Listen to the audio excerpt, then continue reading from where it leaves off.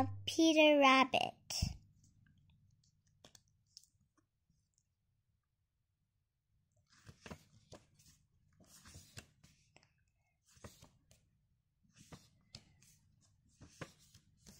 Once upon a time, there were 4 little rabbits, and their names were Flopsy, Mopsy, Cottontail, and Peter. They lived with their mother in a sand bank. Underneath the roots of a very big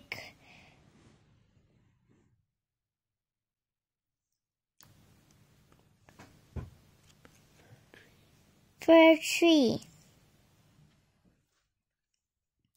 "Now, my dears," said old Mr. Rabbit, "one morning you may go into the fields or down the lane, but don't go into Mr. McGregor's garden."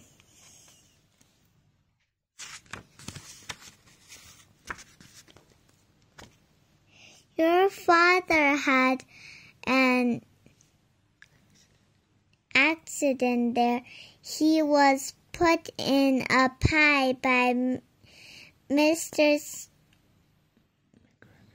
McGregor.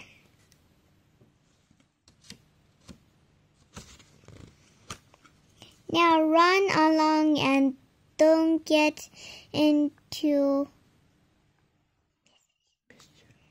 mischief. I am going out." Then old Mr. Rabbit took a basket and her umbrella and went through the wood to the baker's. She brought a loaf of brown bread and 5 currant buns.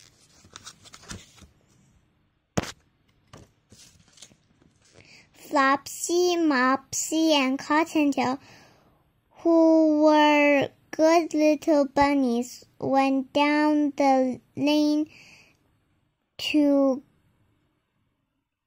gather blackberries. But Peter,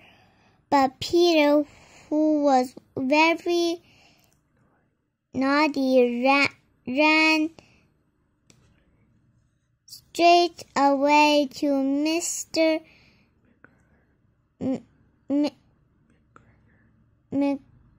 McGregor's garden and squeezed under the gate. First, he ate some lettuce and some French beans, and then he ate some radish. And then, feeling rather sick, he went to look for some parsley.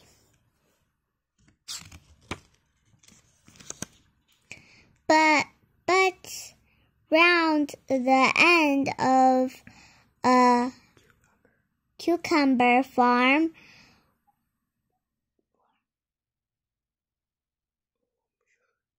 whom should he met but Mr. McGregor. Mr. McGregor was on his hands and knees planting out young cabbages, but he jumped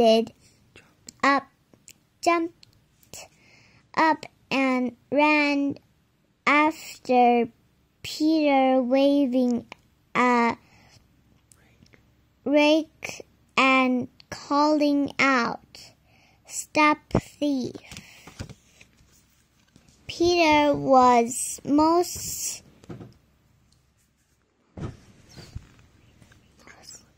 dreadfully frightened. He rushed all over the garden, for he had forgotten the way back to the gate. He lost one of his shoes among the cabbages, and the other shoe amongst the potatoes. After losing them, he ran on 4 legs and went faster, so that I think he might have got away altogether if he had not unfortunately run into a gooseberry net and got caught by the large buttons on his jacket. It was a blue jacket with brass buttons, quite new. Peter gave himself up for lost and shed big tears, but he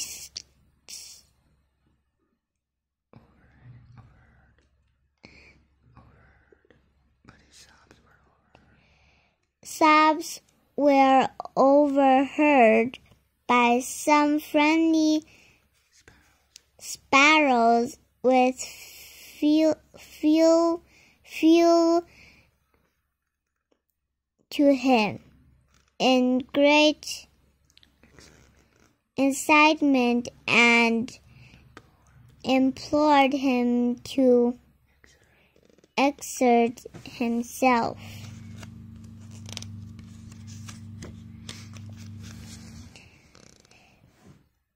Mr. McGregor came up with a sieve which he entered to pop upon the top of Peter, but Peter wiggled out just in time, leaving his jacket behind him, and rushed into the tool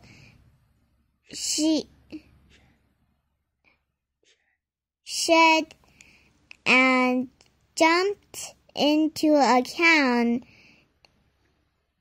It would have been a beautiful thing to hide in if it had not had so much water in it.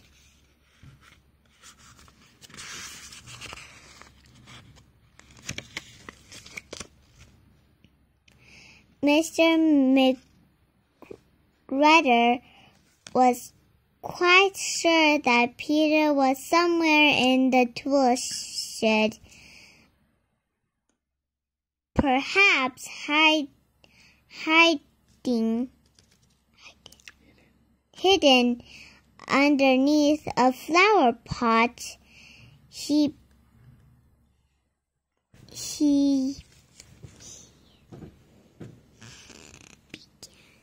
began to turn them over carefully, looking under each.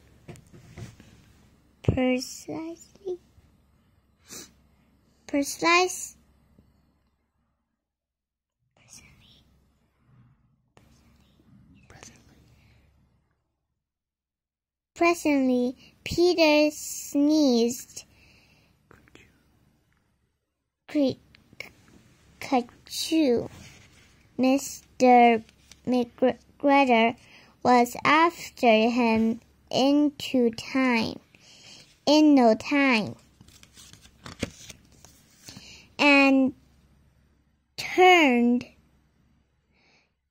to put his foot upon Peter, who jumped out of a window, upsetting 3 plants.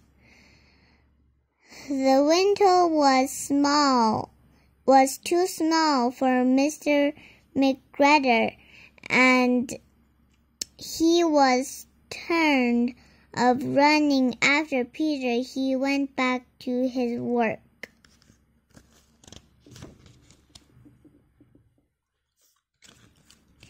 Peter sat down to rest. He was out of breath and trembling with fright, and he had not the least idea which way to go. Also, he was very damp with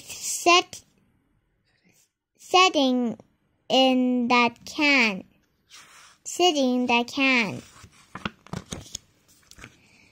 After a time, he began to wander about, going lippity-loppity, not very fast, and looking all around. He found a door in a wall, but he was locked it, and there was no room for a fat little rabbit to squeeze underneath.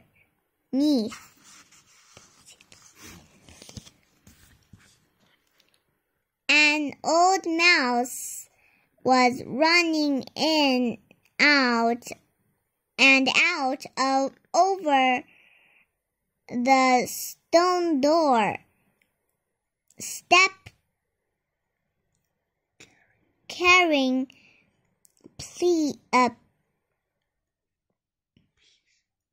peas and beans to her family in the wood. Peter asked her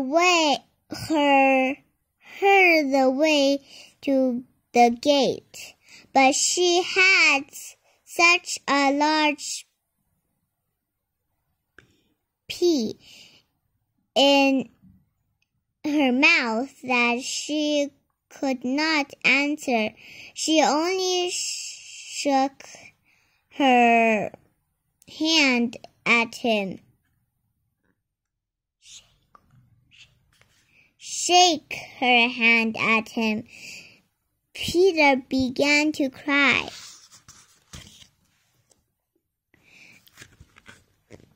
Then he turned to find his way straight across the garden, but he became more and more puzzled. Presently, he came to a pond where Mr. McGregor filled his water cans. A white cat was staring at some goldfish. She sat very, very still, but now and then the tip of her tail twitched it as if it were alive. Peter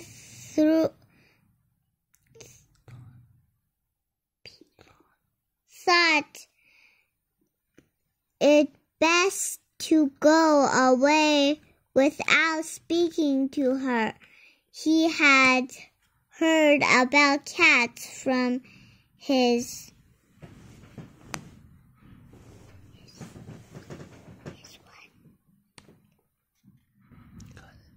cousin, little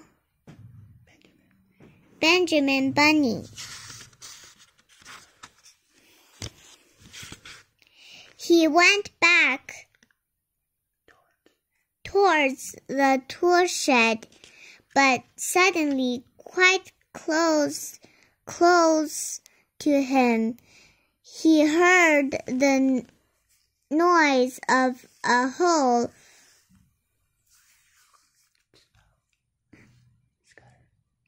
scuttered, scratch, scratch, scratch. Peter scuttered underneath the bushes. But presently, as nothing happened, he came out and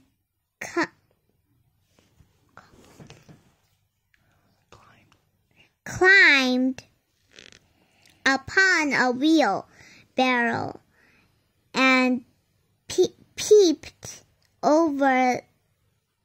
The first thing he saw was Mr. McGregor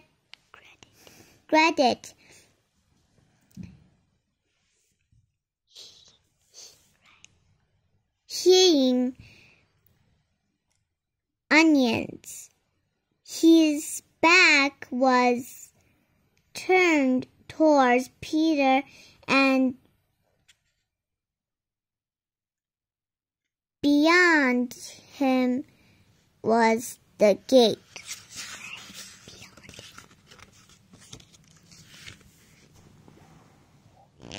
Peter got down very quietly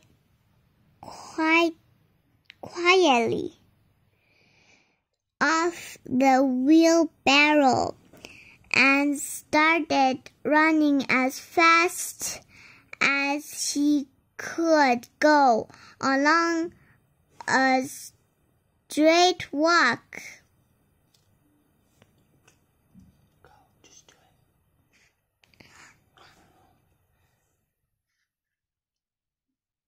Build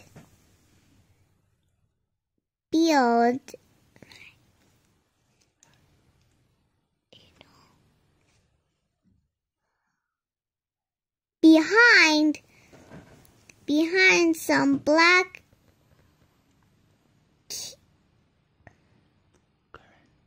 currant bushes. Mr. McGregor caught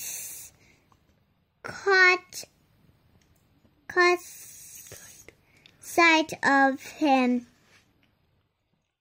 at the corner, but Peter did not care. He